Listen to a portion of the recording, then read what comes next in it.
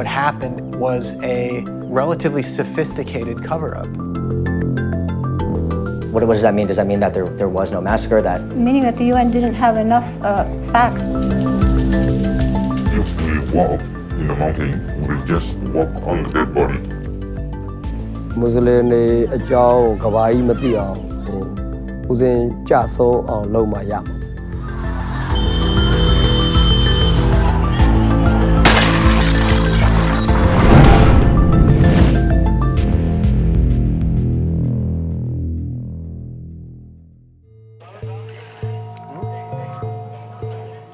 In May of 2015, a mass grave of over 30 bodies was uncovered in an abandoned human trafficking camp in southern Thailand.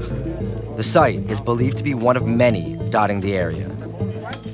These graves are at the end of an intricate transnational human trafficking route that has its origins in an ethnic conflict and state-sanctioned oppression in Myanmar that has reached alarming new heights since 2012. In recent years, hundreds of millions of dollars have been made in Southeast Asia by selling desperate people as property, with thousands held for ransom in makeshift jungle prison camps, and at times tortured, enslaved, or killed, all of it done with the cooperation of high-ranking officials from multiple governments. And as internal United Nations documents obtained by Vice News show, concerns regarding crimes against humanity and the potential for additional mass atrocities are being swept under the rug in favor of political expediency. Meanwhile, investments have been pouring into Myanmar, and the country has been called the last big economic frontier. The U.S. State Department has even championed the democratic reforms as a major success story. We fully recognize and embrace the progress that has taken place. But while the world focuses on Myanmar's transition toward democracy, the government has actually enacted a system of apartheid in regards to an ethnic Muslim minority called the Rohingya.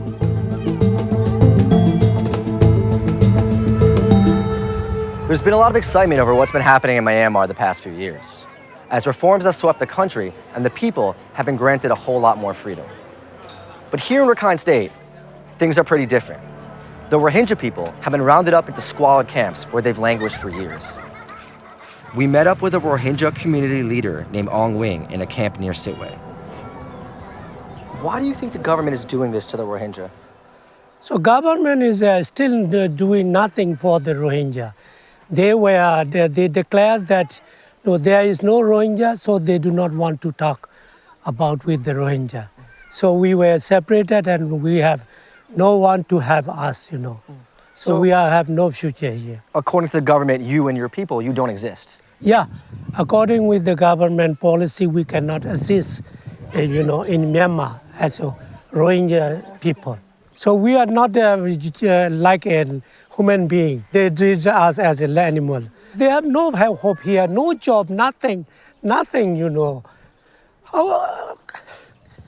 can I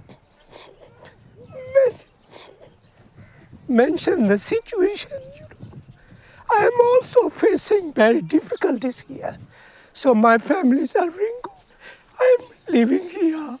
What is my family life? You can't see them. We are not allowed to go free to Rangoon. So how can I reunite with my family? In all of the camps, Rohingya face heavy restrictions and are forbidden from leaving. The camps have been referred to as refugee camps or internally displaced persons camps, but they are essentially internment camps. We're heading to an area called Pak Tao. The situation there is supposed to be quite drastic, but because it's far out of the way, most people don't get there, and access is restricted.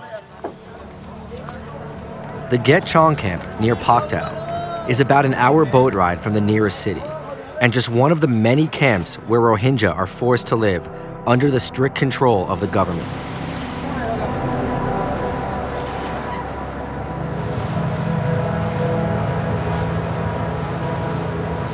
The Rohingya are a Muslim minority concentrated mostly in Rakhine State and across the border in Bangladesh.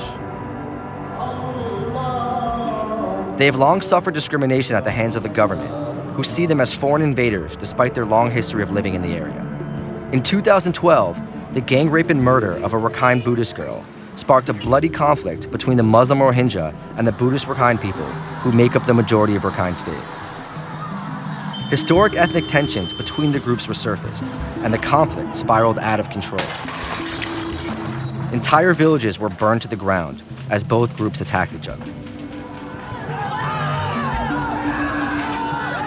Even more troubling, the police and state officials largely stood by, and in some cases participated in the attacks on the Rohingya.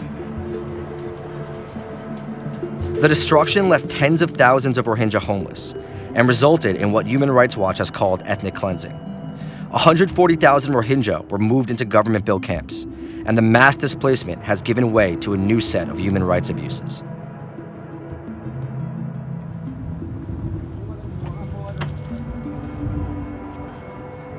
If you look out, there's just these camps and nothing anywhere else. It has a very end-of-the-earth type feel here right now.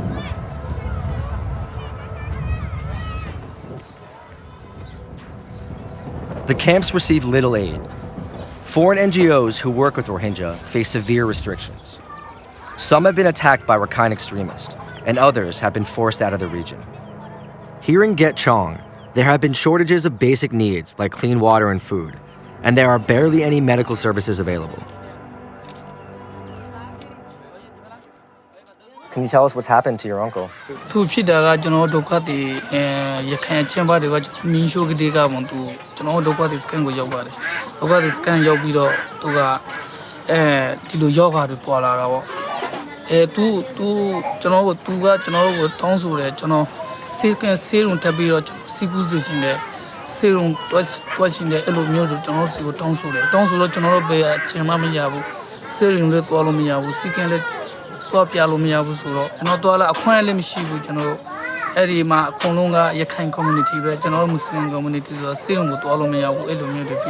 What will you do now?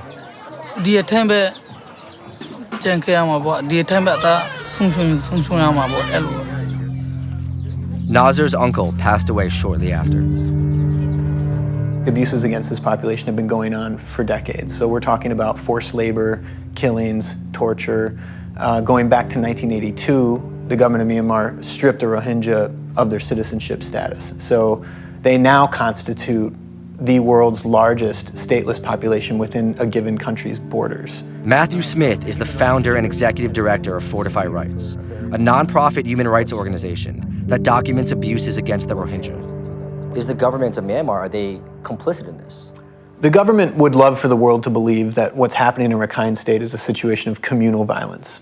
Nothing could be further from the truth. The abuses that we've documented and the abuses that have been happening for decades, these are abuses by the state. And in some cases, the abuses go straight to the top. So we're talking about key government ministers. We're talking about the highest levels of government in Myanmar. It is a police state. It's fair to say that it's an apartheid state, particularly in northern Rakhine State.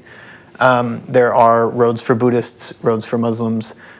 Muslims are not allowed to leave their village without permission. And in Rakhine State, the government seems to be preparing to keep the Rohingya in these camps much longer. We're in an entrance area to the camps. Behind me is a new police battalion area that's being built where a battalion will be staying. You can see that they're not really planning on having the Rohingya leave the camps anytime soon, which leads into the fact that people think that they're here, they're permanent. Outside of the camps, the city of Sitwe moves along, with one major difference. No more Rohingya live there, except for those in a fenced-off ghetto away from the center of town. Fear and distrust of the Rohingya is commonplace. Some Buddhists in Myanmar fear a Muslim population boom and see the Rohingya as illegal immigrants from Bangladesh, hell-bent on taking over their country and threatening its Buddhist identity. A small number of Rakhine Buddhists also lost their homes in the 2012 fighting, and we headed to the fairly well-kept camps they live in to talk with them about the situation.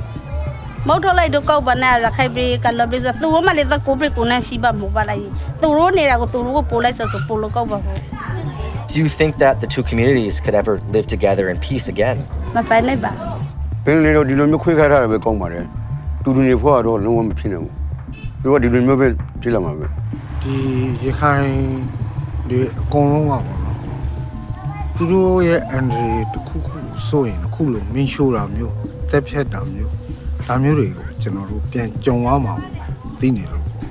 But where exactly has this fear come from? Some political and religious leaders, including Buddhist monks, have spread distrust of Muslims in an effort to increase their popularity and push people towards a more hardline stance, and towards more hardline political groups. Though his influence has waned, Wiratu, a Buddhist monk who serves as a spiritual leader of the popular Buddhist extremist political organization Mabata, has been one of the most vocal anti-Islam proponents.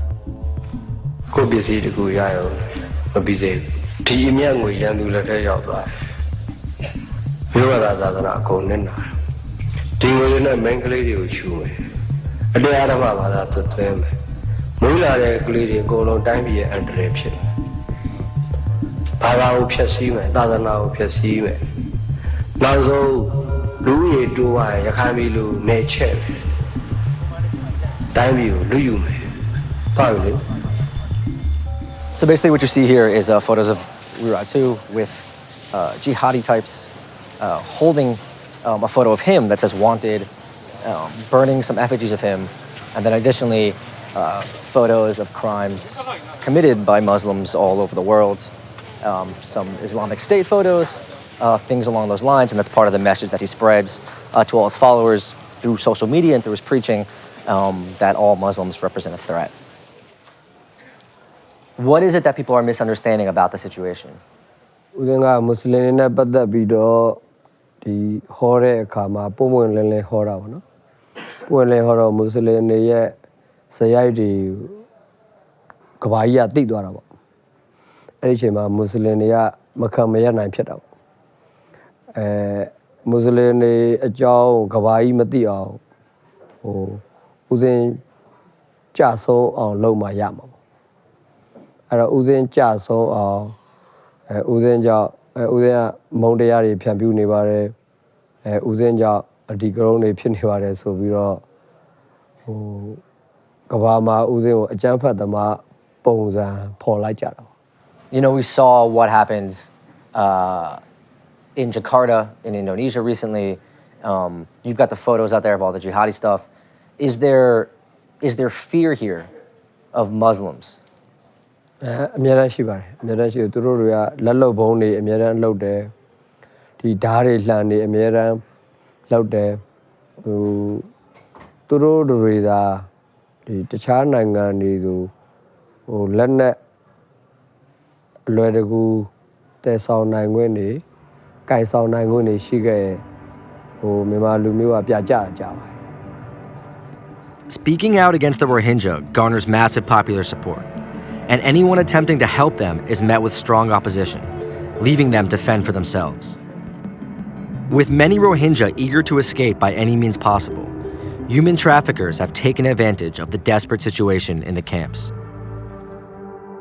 In the spring of 2015, the world was stunned when hundreds of Rohingya refugees and some Bangladeshi migrants were stranded at sea in horrific conditions on overpacked boats. Abandoned by human traffickers after a partial crackdown by the Thai government, the boats were at first denied entry by all countries in which they sought refuge. It was a small glimpse at the plight of what the United Nations has called one of the most persecuted minorities in the world, and a glaring reminder of just how unwanted the Rohingya are. Today, the flow of Rohingya trying to escape Myanmar by sea has slowed in the wake of the crackdown. Very little, however, is being done to get at what's causing the Rohingya to leave in the first place. This is Mahmoud. He's 17 years old and was rescued from a trafficker after spending 12 days on a boat last summer. His parents paid the equivalent of $413 after they were promised he'd be taken to a job in Malaysia. Walk us through the process of when you decide to go, how it works, and how you end up on the big boat. What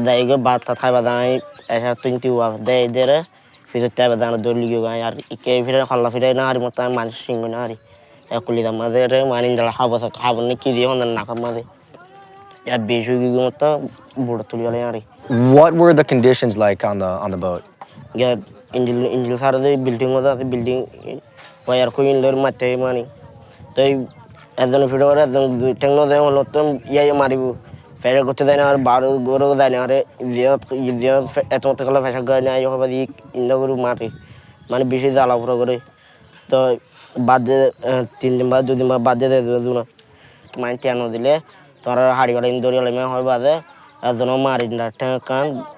When you were on the big boat, did you think at one point that you were going to die?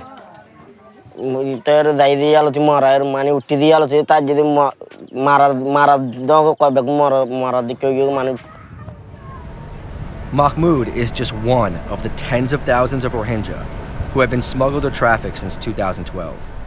The United Nations High Commissioner for Refugees puts the number as high as 160,000. We're here at the western edge of the camps, facing the Bay of Bengal.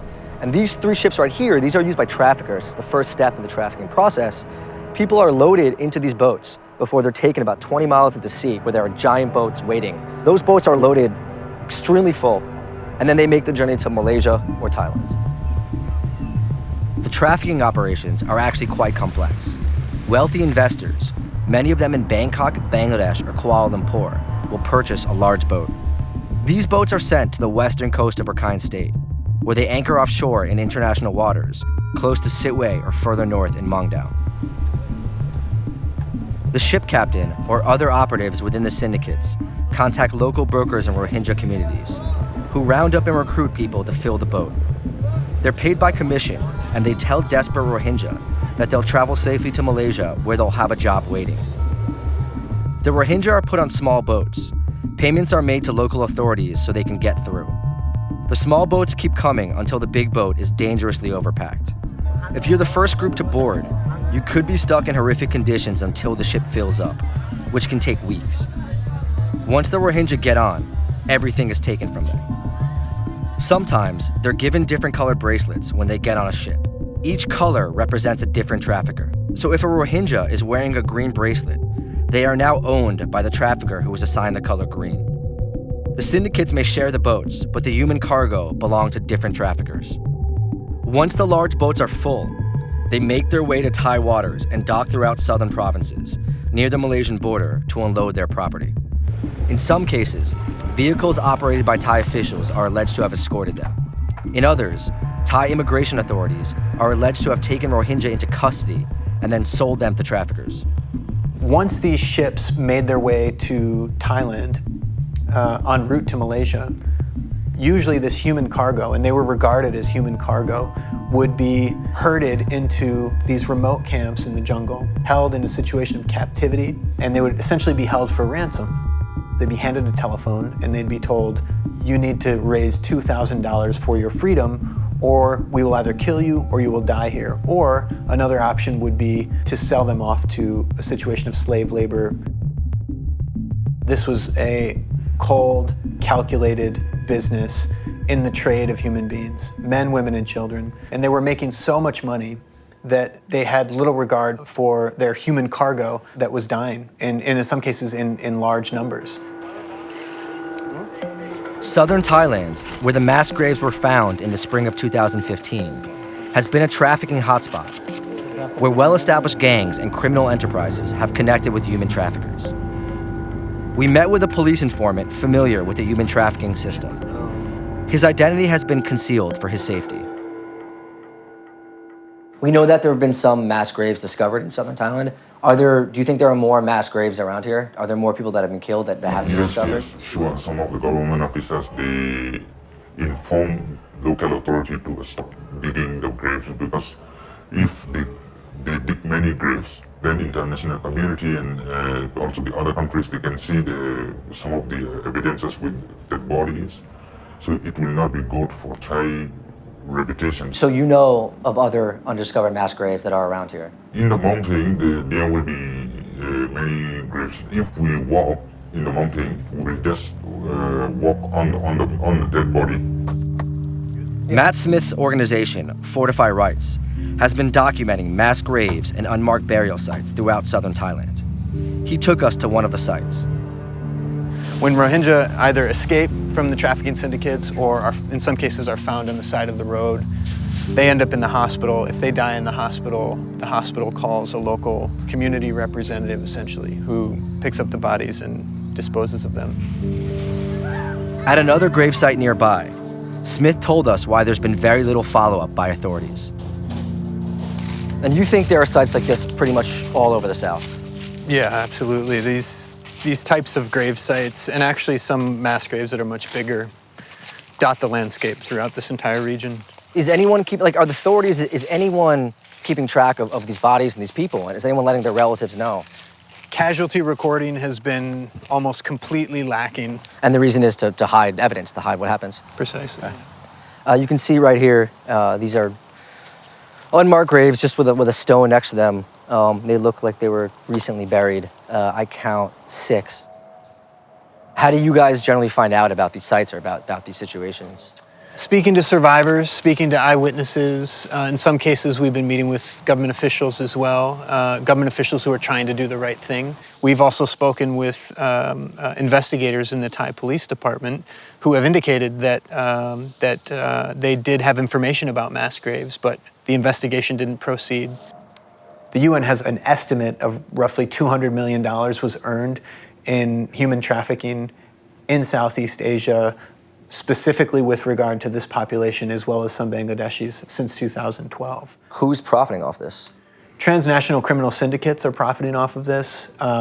Government officials, not only in Myanmar, but also in Thailand, have been profiting off of this. People have become hugely wealthy off of this trade in human beings. And no one's really doing much about it. That's right. And as some governments, such as the Thai government, right now are attempting to convince the world that they are taking the situation of human trafficking very seriously. There's an ongoing trial right now against 91 people, in some cases government officials, who have been charged with criminal offenses related to the crime of trafficking. Unfortunately, there are huge problems with that trial. It appears as though it's a show trial, essentially. It has not even touched the tip of the iceberg. Those currently on trial are said to be mostly low-level offenders. While some higher-ups have been charged, sources told us most of the kingpins are not being pursued. So the real big bosses, the real kingpins, they've escaped. Yes, maybe they negotiated with the local authorities to hide evidences, and maybe they give bribe. And also some of the human traffickers, those who are the big investors, they also have link with some government officers. They do business. So these government officers, they protect their business. But there is evidence to arrest the kingpins. They're just not using that evidence. They're not going after them. Yes, we are very disappointed because they are still escaped. They are not arrested. And it's not just Thai authorities that are alleged to be working with the trafficking gangs. Authorities in Myanmar are also colluding. Vice News obtained a recorded phone call between an activist in Yangon and a trafficker implicating the Myanmar Navy and military officials in taking bribes to allow trafficking.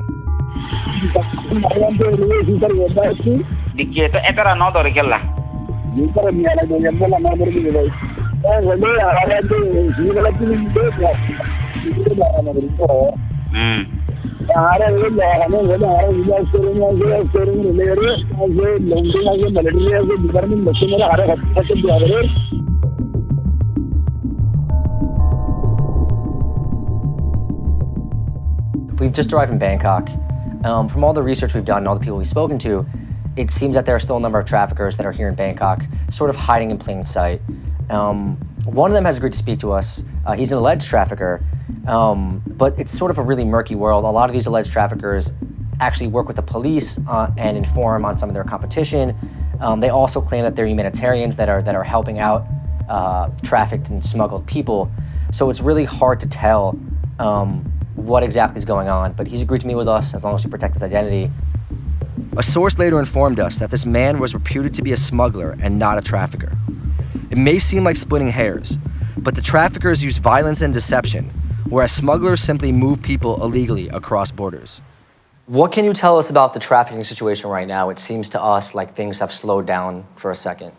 ตอนนี้ช่วงข่าวที่หายไปนั่นเองไม่ได้จับโรฮิงญาที่ขามนุษย์เตะตัวใหญ่เลยอาจจะแม่น้ำขึ้นมาอีก Have you been involved in helping the government or police at all deal with the trafficking situation? ช่วยไปบอกแสว่าอยู่แถวนี้มีแคมป์อยู่ตรงนู้นมีแคมป์ People have told us that you were involved in trafficking. How do you respond to that allegation? คุณที่พูดมาแบบนี้เนี่ยคิดได้หัวเท้าและหัวตัวเองคิดผมจะร่วมกับเจ้าหน้าที่แล้วเอา information ให้คนอื่นเหรอ How high up do you think the corruption goes? ทุกอย่างผิดกฎหมายขึ้นมาคุมไม่ได้ The corruption is so widespread that the senior police investigator on the case has fled Thailand, fearing for his life. Major General Pawin Paksirin is currently seeking political asylum in Australia after implicating top officials in the Thai government, military, and police force involved in human trafficking. The human trafficking situation may have slowed down for now, but the conditions in Rakhine State show little signs of improvement. Worse, it seems as if the international community may be willing to accept the status quo, sacrificing the Rohingya for political expediency.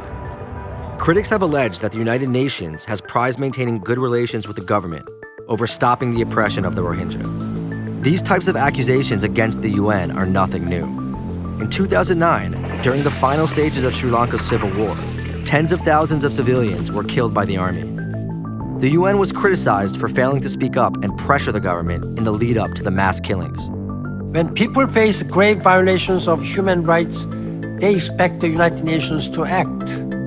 Yet in 2012, my internal review panel assessed UN action in the final stages of armed conflict in Sri Lanka as a systemic failure. The internal investigation concluded that there was a systemic failure at the UN due to a culture of trade-offs with the government, combined with reluctance among UN staff in Sri Lanka to stand up for the rights of people they were mandated to assist.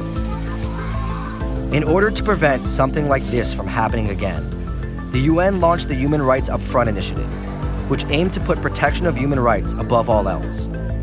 Unfortunately, there are many human rights workers, including its own employees, who say that with the Rohingya, the UN is once again failing to protect vulnerable citizens, including allegedly turning a blind eye to mass atrocities in Rakhine State. We brought those allegations to the UN's resident coordinator in Myanmar, Renata Desalian. There's been recent accusations that the UN isn't doing enough and that they're complicit in crimes against humanity and other things that are happening there. How do you respond to those allegations? The UN is actually doing quite a lot. We're advocating for their human rights at numerous forums in Geneva, in New York, here locally. The UN is doing more than anybody else, quite frankly, in trying to address the root causes. And so I think that's a very unfair argument. We've spoken to people in NGOs. What they're telling us is that there's a failure of the UN to push back on the government. There's sort of an appeasement process going on. And they're concerned that the systems to prevent mass atrocities aren't in place right now. So there's no appeasement going on whatsoever. The UN works in various ways. Parts of the UN are there to stand up and call a spade, and that is exactly what's happening. I don't think anyone has spoken out as loudly as the UN on rights violations and unacceptable situation in Rakhine State. So there's absolutely no complicity whatsoever. However, Vice News got a hold of leaked internal documents, including emails and a resignation letter of a mid-level official that show UN employees with mounting concerns about UN inaction, with some even questioning whether the UN is complicit in crimes against humanity. We asked Matt Smith to help walk us through the leaked documents and what they mean for the Rohingya. What do you make of the tone of these documents? The fact that there is accurate information that has been communicated and transmitted up the information food chain among some of these agencies is significant because it demonstrates that people do, or at least should know, what's actually going on and what's been going on for decades. There's no lack of information about what's happening. The response is the real issue. And there are people who are in positions to influence the situation in Rakhine State. And not only are they not doing it, but in some cases they've actually made the situation worse. These agencies want to stay within the good graces of the Myanmar authorities. And there's nothing wrong with that. They should be working with the authorities. The problem comes when there are these severe abuses taking place, when atrocity crimes are taking place, and there's inaction. An internal review addressed the UN's silence and inaction in Myanmar. And in one email, a UN employee writes, "I am trying to be constructive in a discussion of potential risk of us being complicit to the commission of crimes against humanity."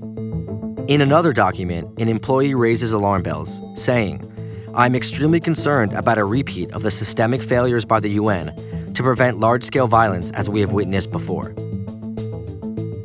What do you think is behind this negligence from the UN and these agencies in terms of putting pressure on the government? There's a great amount of fear among and between agencies that are operational in Myanmar. Fear that they will be evicted, like MSF, Doctors Without Borders was evicted. In 2014, Doctors Without Borders, or MSF, a nonprofit medical humanitarian organization, was forced out of the country after it said it treated 22 people for injuries and wounds in Duchi Yardan, a village in Rakhine State where a massacre is alleged to have occurred with the participation of local authorities. The government refuted the statements, all the while refusing to allow an independent investigation and denying that a massacre occurred.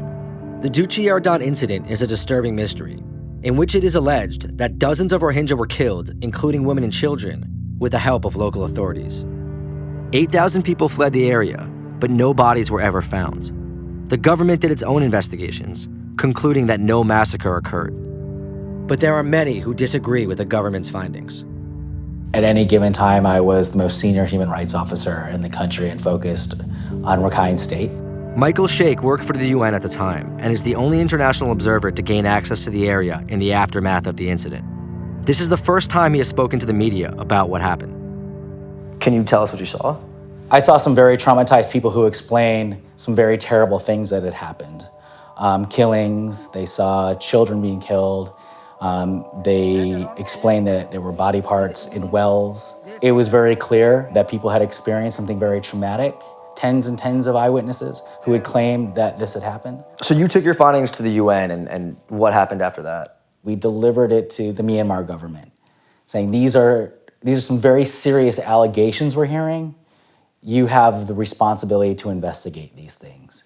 The government vociferously denied that anything was happening. Only the military and only the police were able to go in and go out. There were travel bans. You couldn't move north and south on one of these roads. It provided perfect opportunity to scrub the area for nearly 2 weeks. A cover-up? Yeah, effectively, yes. We received information at the time that there were a number of killings taking place in Duchi Yardan. What happened after was a relatively sophisticated cover-up that successfully influenced the thinking not only of the diplomatic community, but also senior UN officials, including at the UN headquarters in New York. There was a lot of disagreement within the UN about what did and did not take place in Duchi Yardan. Despite the detailed UN report citing numerous eyewitness accounts, Sheikh says UN higher-ups were persuaded by the government's denials. So essentially what happened, the UN sort of walked back this report and stopped putting pressure on the government? Yes, that's what happened. It prioritized its relationship with the government over the people that it was in the business of protecting. UN employees like Sheikh, who wanted to press the government for an independent investigation, and who were concerned with the way that the narrative was being altered, were silenced and intimidated by their superiors. In the leaked resignation letter, a mid-level official states she was told by her supervisor to never raise this with her or anyone else if you want to continue your career in the UN. "I was instructed to rewrite history," she states. You know, we've seen internal documents, including emails and resignation letter, that are saying that people who were speaking up about what happened in Duchi Yardan and what's happening to the Rohingya were effectively being silenced or intimidated to stay quiet. Is that something you experienced as well? Yeah, I not just with Duchi Yardan. Prior to Duchi Yardan, after Duchi Yardan, it got much worse, I'll be clear. When you're talking about very nasty human rights abuses, it makes dialogue much more difficult. And what we see in UN is that the leadership there doesn't want to have these frank and difficult discussions. They'd rather sideline them. They'd rather prioritize their relationship with the government and push aside those that have the facts. We've seen, some documents that were given to us about internal UN sort of dissent, and from what some of the people that have worked here have told us is that they feel like the voices that are raising concern about this are being suppressed or forced out, and that there really isn't that much being done. Can you go into detail about what happened with Duchi Yardan, why that was a controversy, and why the UN walked back on having an international investigation done? There were deep concerns about an incident that was very, very upsetting for everybody. Subsequent to that incident, it appears that some of the allegations that were made do not appear to have been substantiated. So I think that it's unfair to say that the UN backed away from calling for an investigation. The information that we subsequently learned didn't corroborate the initial allegations that were made. Meaning that they don't think any sort of massacre occurred, there was no violence, there was no... What does that mean? Meaning that the UN didn't have enough facts and was not able to ascertain enough facts that something actually occurred as alleged. Even though the MSF said that people were being treated for trauma and things along that? We understand that something happened, and we understand people were treated for trauma, but there's a big difference between that and some of the allegations that were... But doesn't that call for an international investigation of some sorts? Well, there were, as I understand it, inadequate information to proceed along those lines. Vice News confirmed that the UN sent its staff back to the Duchi-Yartan area 2 weeks after it submitted its initial report to collect additional information. What they found corroborated the initial findings that pointed to alleged mass atrocities. The UN and others were trying to make up for a disastrous moral failure in Sri Lanka and saw Myanmar as a mea culpa, that if they got Myanmar right, it could absolve them from the sins in Sri Lanka. There is a real desire to get it right in Myanmar, but the desire to get it right also prevented from people from looking at reality. This culture of we need to get it right, and if we challenge the government too much, it could ruin that relationship, but also challenge our good news story that we've been telling ourselves and telling the world. The government that had just turned a corner was now perhaps complicit in crimes against humanity. It would ruin the narrative. It would ruin the narrative, yeah, absolutely. And that narrative was too valuable to be tarnished.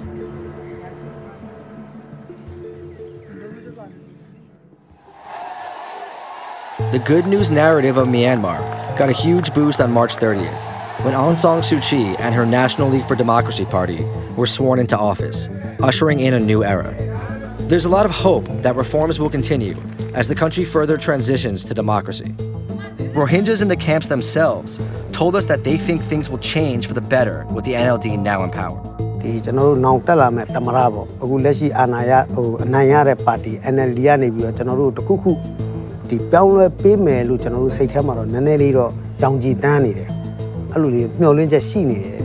But the reality is that little has been done or even proposed with regard to the Rohingya. Great things are happening in Myanmar, but Rakhine State is a festering wound on that progress.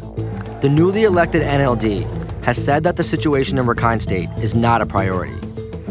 Even Aung San Suu Kyi, a Nobel Peace Prize winner and a darling of the international community, has been mostly silent when it comes to speaking up for the Rohingya.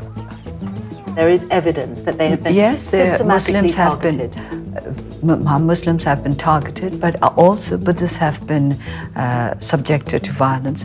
But there's fear on both sides, and so there's this fear on both sides. You would accept, though, that the scale of the suffering is not equal on both sides. There are something like 140,000 Burmese Muslims displaced from their homes and living in camps. They're the ones who are bearing the brunt of this violence. I think there are many Buddhists who have also left the country for various reasons, and there are many Buddhists who are in refugee camps. We hear about this positive relationship now that the US has with Myanmar, that the UK has with Myanmar, and it seems like there's this out in the open ethnic cleansing that's happening, and meanwhile, it doesn't seem like much is being done. Some people have essentially been intoxicated by this romantic narrative that democratic change is sweeping through the country and that the situation will necessarily turn out great for all populations in Myanmar. And I think part of the reason why the international community has not done more is because there are certain political and economic incentives to not having these inconvenient conversations with senior government officials. And for the international community to know what's happening and not do anything, this is essentially the hallmark of complicity.